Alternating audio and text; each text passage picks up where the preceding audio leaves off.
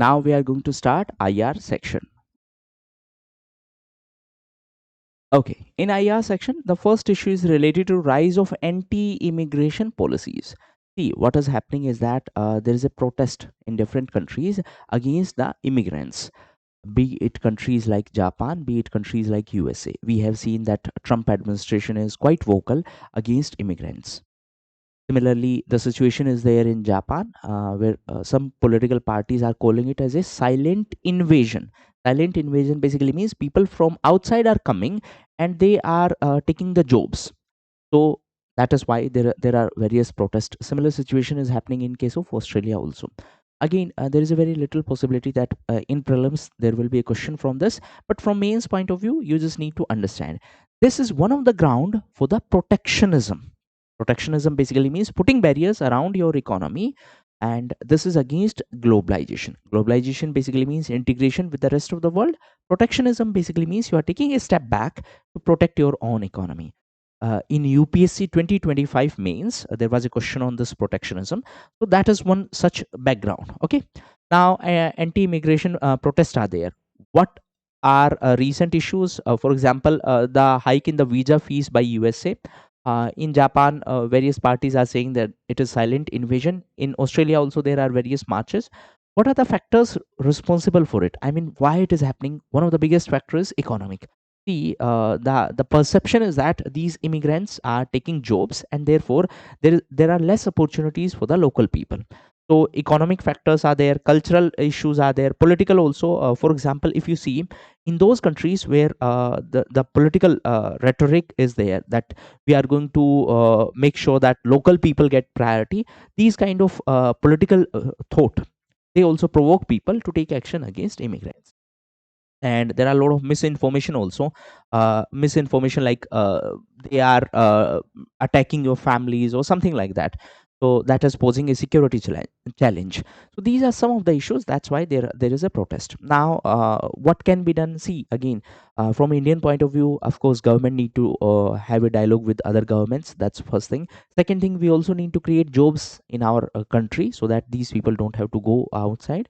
Third thing, we also need to have migration and mobility pacts. What is that? It simply means we should have agreement with different countries to facilitate the mobilization of more and more people. People should be able to work in different countries, and for that, government to government agreement should be there. These are some of the suggestions. Okay. Next is related to India, Afghanistan. Now, understand, in 2021, the security forces of NATO, they decided to exit from Afghanistan. After that, Taliban took over. Now, as far as India is concerned, initially and even now, officially we have not recognized Taliban. Why so? Because Taliban is not democratically elected government. However, previously we were not engaging with Taliban. But recently there was a shift. Shift is that the Foreign Affairs Minister of Taliban was on official visit to India. That simply means now, at least diplomatically, we are engaging with Taliban. Why it is happening? Understand. Afghanistan is very crucial from security point of view. Apart from that, from the connectivity point of view, also it is quite significant. Reason being, it will provide connectivity to the Central Asia. Apart from that, the major powers are trying to increase their presence in Afghanistan. Recently, China announced that they are going to expand their CPAC, China Pakistan Economic Corridor project, to Afghanistan. So China is trying to increase its presence, especially after the withdrawal of USA. USA is also trying to increase their presence. Initially, they have decided to withdraw, but now again they are trying to increase their presence. For example, Bagram Air Base was in news. USA is showing its interest in this air base. This is a air base in Afghanistan. Okay. Two important things in prelims. This air base can be asked. For example, in places in news, like this air base is situated in. CPAC has already been, China has already announced that they are going to expand CPAC to Afghanistan. Russia recently became the first country to officially recognize Taliban regime. So that's why we don't want to stay behind in this entire power posture, and that is why government of India have decided to engage, diplomatically engage with Taliban. So these are some of the things. Now understand, as far as diplomacy is concerned, we try to engage with each and every player. We should try to engage. That's a real, I would say, diplomacy. Understand it. Morally, we may not agree with that country, or we may not agree with those who are in power in that country. Morally, we may not. But diplomatically, we will have to engage with each and every stakeholder in that region. Be it Afghanistan, be it Myanmar also, be it Bangladesh also. You see, in Bangladesh also, the Muhammad Yunus government, it is not democratically elected government, but diplomatically, we need to engage with each and every stakeholder. Okay, so that is something which shows a change in stance. Just remember the name of the minister also. Sometimes they can ask you very factual information. The name was Amir Khan Mutaki. Okay, so this is first ministerial level visit to India since the Taliban took over in 2021. Russia is the first country to officially recognize the Taliban government. China is expanding its CPAC. We have already discussed that. US is showing its interest in the Bagram Air Base. Next is related to India Russia. Now, again, nothing much is happening in this case. I mean, nothing new is happening. All of these issues has been discussed multiple times. Then why it was in news? Because of the completion of 25th or 25 years of the declaration of the strategic partnership. Now, understand, previously, with Russia, our economic relationship were not that much deep. We had good defense ties, but economic relationship were not that much great. The reason was a lack of trade. But after Russia-Ukraine conflict, Russia was facing issues. They offered cheaper or discounted oil to India. India started importing oil. Because of that, the trade has increased. But there is one major issue. Since we are importing more, there is a huge trade deficit.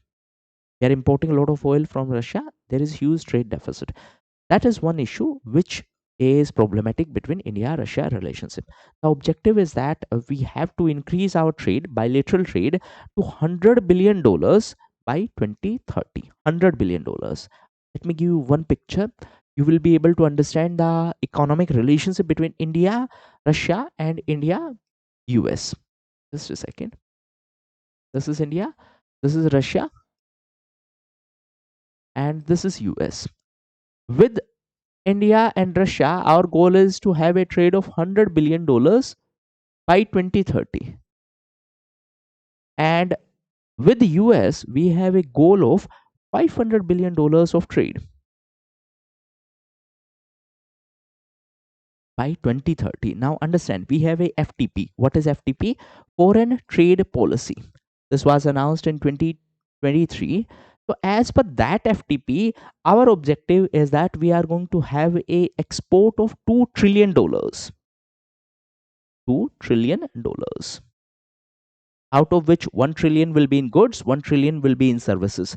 Now understand, roughly one fourth of this we are planning to have with USA. That's why our economic relations with USA are very different from that of Russia. With Russia, we did not had much economic ties. Yes, strategically, defense wise, there are a good relationship, but economically, we need to strengthen our relationship with Russia. Okay, now coming to the defense sector. So basically, as per SIPRI report, what is SIPRI? Stockholm International Peace Research Institute. As per SIPRI report, Russia was India's top military supplier and it accounted for roughly one third of the total defense imports. Now, previously the relationship was of buyer and seller. We were buyer, Russia was seller, but now we are focusing on joint research and co-production. In a very simple sense, both countries are coming together for defense research and for co-production. For example, we are co-producing BrahMos missile. BrahMos is actually a combination of two names, Brahmaputra and Moskova. Brahmaputra from India, Moskova from Russia. Okay, so that is something you need to keep in mind. From energy point of view, of course, we are purchasing oil from Russia. Apart from that, India and Russia are collaborating for the Kudankulam nuclear power plant. Okay, in trades, as we have discussed, the target is $100 billion. One issue is trade deficit. Trade deficit simply means we are importing much more than what we are exporting. Why we are importing too much? Reason is we are importing a lot of oil from Russia. Why so? Because A, it is cheaper, plus we are trying to diversify our oil sources. Previously, we were heavily dependent on the West Asian region. Now we are trying to purchase it from different sources. However, again we are creating new problem.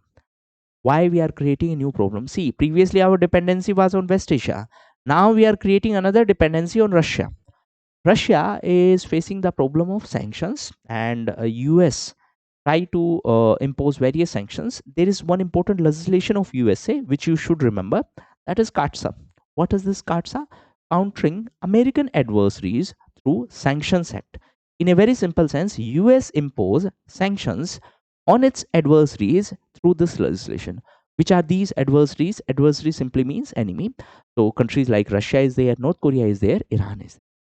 So these are the important point which you need to keep in mind. Next is Gaza Peace Summit. So in the pursuit of Nobel Peace Prize, Trump is trying to establish peace, but understand, he proposed a 20-point program to establish peace in the Gaza region. However, two important things are there. Number one, there was a summit, or Gaza Peace Summit. This was organized in Al Sheikh in Egypt. Now, again, this is a place in news. It can be asked in this way that it is situated in Qatar, but understand it is situated in Egypt. What was the objective? As the name suggests, the objective was to establish peace in Gaza. So, four mediators were there. Which are these four mediators? One is US, one is Egypt, one is Qatar, and one is Turkey. This is a 20-point program. Understand this issue very carefully. This talks about peace. It does not talk about the two-state solution. In a very simple sense, it does not guarantee that there will be a separate country for Palestine. What is the difference? One solution says that, okay, we will try to establish peace. The two-state solution, on the other hand, says that there will be two countries, one for Israel, one for Palestine. That is the major difference. So examiner can basically confuse you by saying that this Gaza peace plan guarantee a two-state solution or creation of the state for Palestine. It does not. This is something which you need to remember. Rest everything is quite common sense. Now understand, what is India's approach regarding this? See, India have followed a policy of de-hyphenation. De-hyphenation basically means our relationship with Israel is independent of our relationship with Palestine. We don't see these two countries through one prism. We have independent relationship with Israel. We have independent relationship with Palestine. Okay, that's one thing. De-hyphenation. That should come in your answer if you're writing mains answer on this topic. First thing. Second thing, we support the two-state solution. What is this two-state? As I have mentioned earlier, in a very simple sense, there will be one country for Israel, one country for Palestine. That's two-state solution. Recently, there was a New York declaration to support this. New York declaration for the two-state solution. India voted in this favor. So understand these two things. Apart from that, there is Abraham Accord. What is this Abraham Accord? In a very simple sense, it is an initiative of USA to normalize the relationship between Israel on one side and the Muslim countries on another side. Israel on one side, Muslim countries on another side. Recently, it was in news because it was specified that Kazakhstan is also going to be the part of these accords. Okay, these are some of the important development which has happened in the West Asia. Now, India has voted in favor of New York Declaration, which was talking about the two-state solution. Okay. Next is related to India and European Free Trade Association. And basically, there was TEPA. What is TEPA? Trade and Economic Partnership. Understand? We are trying to negotiate a trade agreement with Europe. These countries are not part of Europe. That's why we were able to sign a different agreement with them. Those countries which are part of European Union. By Europe, I meant European Union. So these countries are not part of European Union. Therefore, we have signed independent agreement with these four countries. Similarly, UK have already exited from the European Union. That's why we were able to sign an independent agreement with UK as well. With other countries, we are waiting to sign an agreement with entire European Union. So three basic issues are there. One is, with these four countries, we have signed TEPA. With UK, we have signed a separate agreement. With Europe, entire European Union, we are trying to negotiate a different agreement. Okay. Now, why this TEPA was in news? First thing first, what is TEPA? Trade and Economic Partnership Agreement. Why this was in news? Because it became effective from the October 2025. Okay, which are these four countries with which we have signed this TEPA? So I usually call this as Sunil TEPA. Actually, Sunil Thapa was the name of the coach of Maricom in that Maricom movie. Okay. Now, understand, it is just a way to remember this. What is this Sunil? Sunil basically refers to Switzerland, Netherlands, Iceland, and Liechtenstein. Sorry, Norway. Switzerland, Norway, Iceland, and Liechtenstein. So these are the four countries with which we have signed this agreement. Switzerland, Norway, Iceland, and Liechtenstein. Now, remember one thing: examiner can try to trap you by saying that these are the part of European Union. No, they are not. That's why we were able to sign independent agreement. But please remember one thing: they are part of Schengen area. Schengen area, in a very simple sense, there is a common visa for all these countries. That simply means when you are visiting Europe, you will not have to get independent visa to visit each and every country. This is common visa for all countries in a very simplified sense. Okay, they are not part of European Union, but they are part of Schengen area.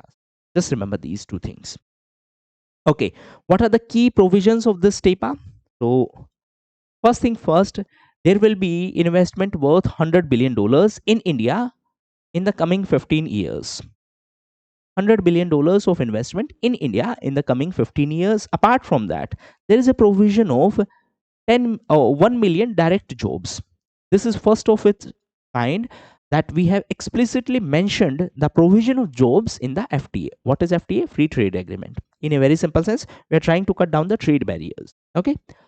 Now, we are going to provide market access to these countries. They are going to provide market access to our products. Apart from that, there is a provision of MRA.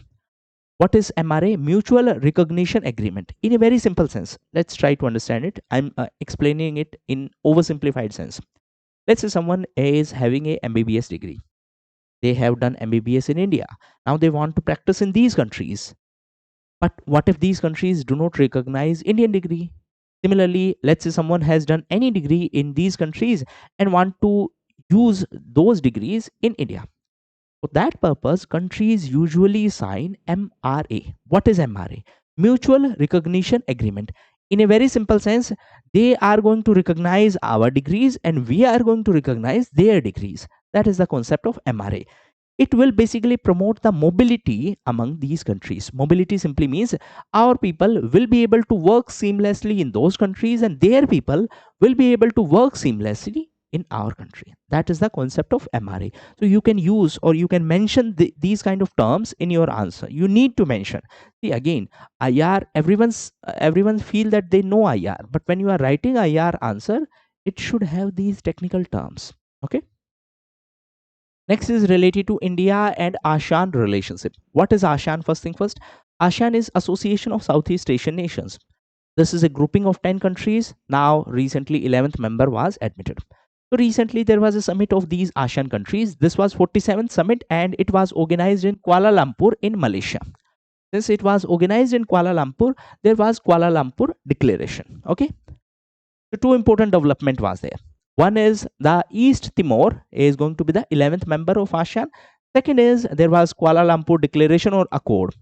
Now understand, I think last to last month we had discussed a dispute, border boundary dispute between Thailand and Cambodia.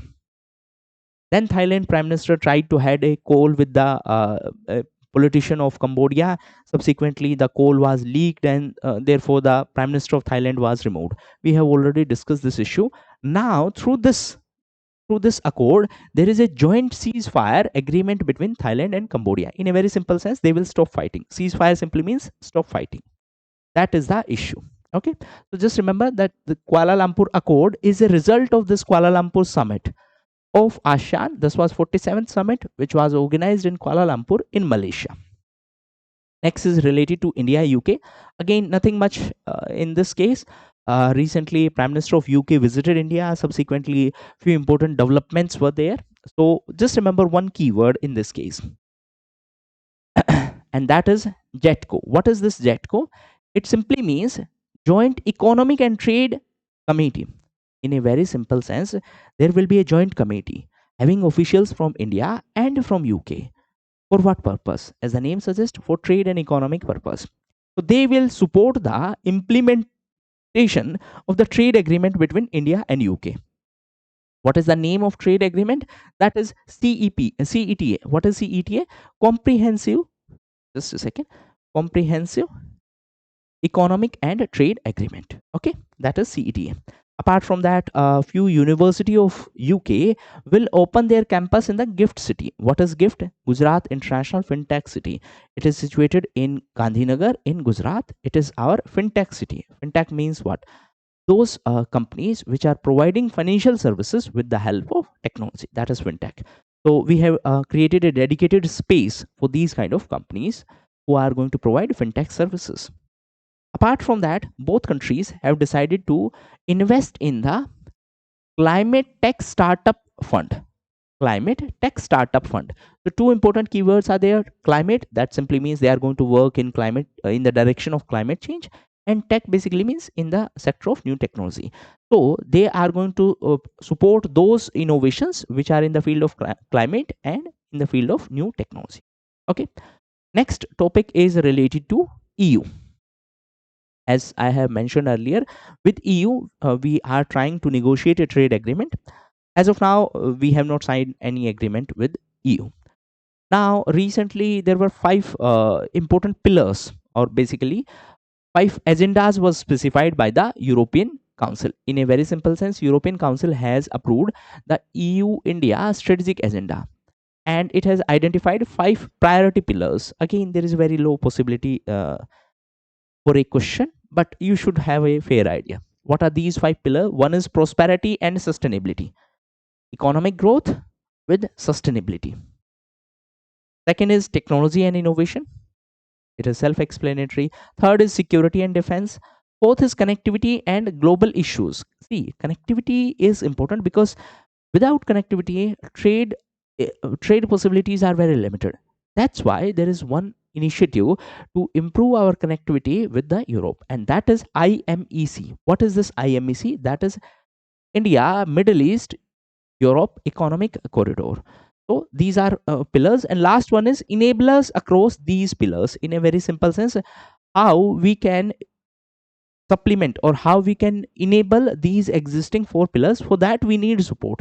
That is going to be the fifth pillar. So these are five pillars between India and EU. Next is related to India and Mongolia. Again, nothing much is happening in this case. It was in news because of the 10th anniversary of strategic partnership. This is geographical location of Mongolia. The capital is Ulaanbaatar. This is China. Next is related to Sevilla Forum on Debt. First, let me simplify what does it mean. See, for sustainable development, developing countries need a lot of resources. That's one issue. Second issue is that developing countries are borrowing a lot of money, and therefore their debt has increased. So this is an initiative for that purpose. Sevilla Forum on Debt. Sevilla is a place in Spain. So this is an initiative by Spain. For what purpose? To support the developing countries to deal with their debt issue. Okay. This was launched at the 16th session of UNCTAD. What is UNCTAD? It is United Nations Conference on Trade and Development. As the name suggests, what is the objective? Objective is to help those countries, developing countries which are in debt crisis. That simply means they have borrowed a lot of money. Now they have to pay a lot of interest also. Okay. Now this Sevilla Forum is actually a outcome of fourth international conference on financing for development. What is this fourth international conference on financing for development? In a very simple sense, developing countries need resources. They don't have these resources. That is basically referred as a finance gap. For this, usually conference are organized. The fourth such conference was organized in Spain in Sevilla. That's why this name is there. Now, subsequently, a Sevilla commitment was adopted. This talks about the SDG financing gap. How much is the financing gap? Annually, there is a requirement of $4 trillion. In a very simple sense, this is the amount of money we need This is the amount of money we have. The gap between this is basically referred as financing gap. How much is the gap? It is $4 trillion annually.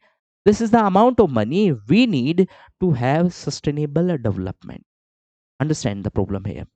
Developing countries, they are using old methods, old technology, which may not be good for environment. In a very simple sense, let's consider the example of coal. Now, if any developing country want to switch from coal to other cleaner alternative, they need a lot of technology and finance. This is the meaning of this finance gap. I hope now it is clear. Three things are there. For sustainable development, financial resources are required. A second issue is that the debt on the developing countries is increasing. In that context, there is a Sevilla commitment. Why Sevilla? It is the name of the place in Spain. Next is related to Plutonium Management and Disposition Agreement, PMDA. Understand, plutonium is a radioactive material. For its safe disposal, there was an agreement between Russia and USA. Recently, it was in news because Russia has officially announced that they are going to terminate it. In a very simple sense, Russia has approved the withdrawal from this agreement. Nothing much is happening in this case. Just remember that plutonium is radioactive, and the objective of this agreement was to convert plutonium into safer form. That is it. Next is related to UN Human Rights Council. So it is a 47 member body. Why it was in news recently? Because India became the chairperson of this body for the next 3 years. Usually, the chairperson is appointed for the 3 years and can be appointed for two consecutive terms. After that, there need to be a gap.